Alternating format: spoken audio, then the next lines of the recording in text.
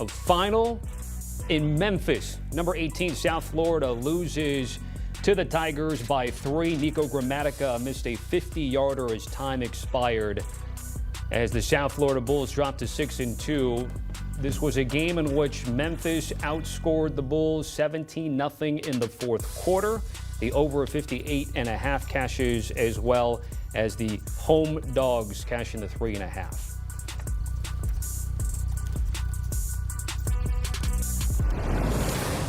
It's a game that has implications in the American and the Group of 5 when it comes to the CFP. Good thing we have Mackenzie, Brooks, Bryant, McFadden, and Danny Kannell to break it all down. And we are going to talk about the CFP implications in a bit. But first and foremost, the comeback by Memphis here. It looked like USF, BMAC, had some opportunities to put this game to bed, and they did not.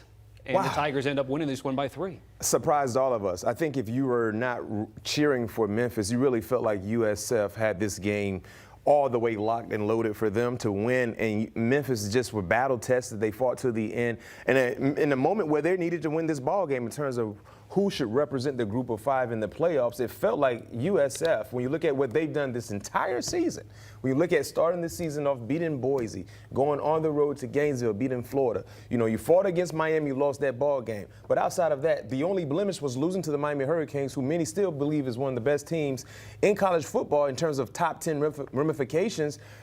And you lose today. They dropped the ball, Danny. USF dropped the ball. They controlled this ball game for pretty much the entirety of the ball game until the last 2 minutes, and they found a way to lose.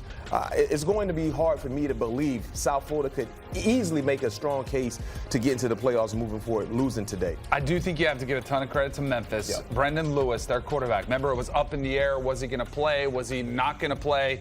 And he has a game where he throws for 300 yards, 2 touchdowns, 0 interceptions, big comeback for them. That's a pretty resilient win for Memphis. Playing at home, defending your own home turf.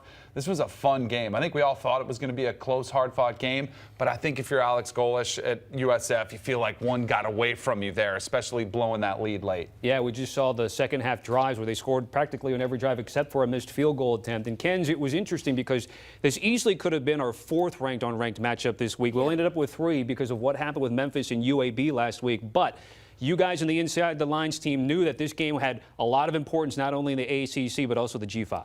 Yeah, because most likely it's the AAC Conference Champion spot to lose. I think we could all agree. The slot, right? You're talking about the slot. Right. Yeah. That is like your most likely Group of 5 representative when it comes to the 12-team playoff. So before this game, you kind of had like 4 different teams splitting up that 70% of the G5 pie, right? Now you have a winner of this game with a head-to-head win. Now you have Memphis overwhelmingly taking over that spot. So we do like them. We've liked them since August. They were our preseason Group of 5 representative. They have the luxury, if you look at that schedule, they have Navy at home, they have Tulane at home. That is not the situation for South Florida when they go to play Navy later in the season. So it was always about Memphis's schedule. The teams they had at home specifically just puts them in the best spot, obviously now with the head-to-head over South Florida, to win the AAC.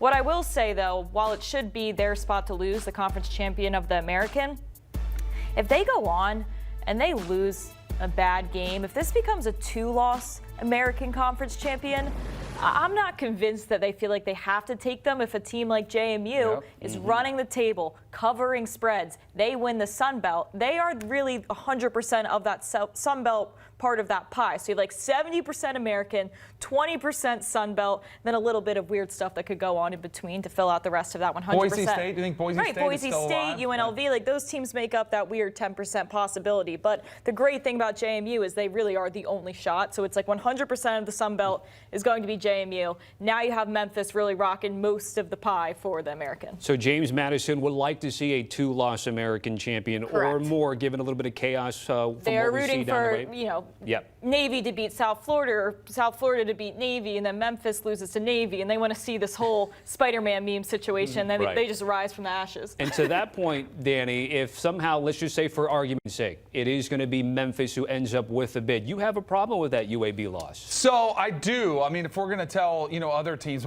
so then what's your best win? And I think they would point to either USF or Arkansas. Arkansas is one of the worst teams in the easily SEC. lost that game, by the way. Correct. It was a game that came down to the wire, where I personally look at it and I think it's great that the group of 5 has access. I just don't like guaranteed access. So if there is a year, now if Memphis wins out and they're 1 loss, I'm okay with it. But if they're a 2-loss, champ, then it's kind of getting a little bit more dicey. And then you would go down to James Madison. Their only tough game they played was against Louisville, which they lost by 2 touchdowns. Then, all right, you go to Boise, who has 2 losses.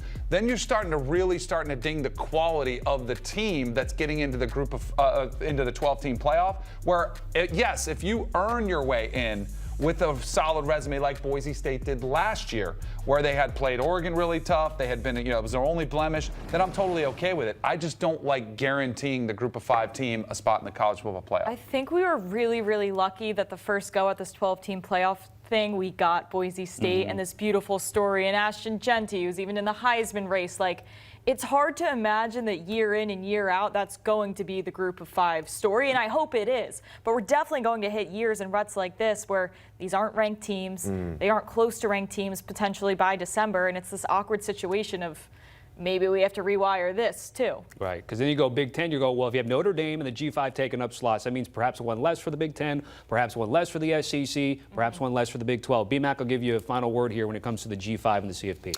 I think it's going to be chaos down to the final week of the season, because when you think you know, you don't know. We just saw Memphis lose last week to UAB, right? And we felt like they messed up their opportunity, because if you lose to UAB, you're not beating South Florida. But they found a way to beat South Florida. And I think the one team, to Kenzie's point, is James Madison that you really got to watch out for, because they have the less difficult path to be able to represent the group of 5 in the playoffs. So for James Madison, they were rooting for Memphis in today's matchup, if I'm talking as a fan of James Madison, because it kind of clears the pathway for them to have an easier way to get into the playoffs.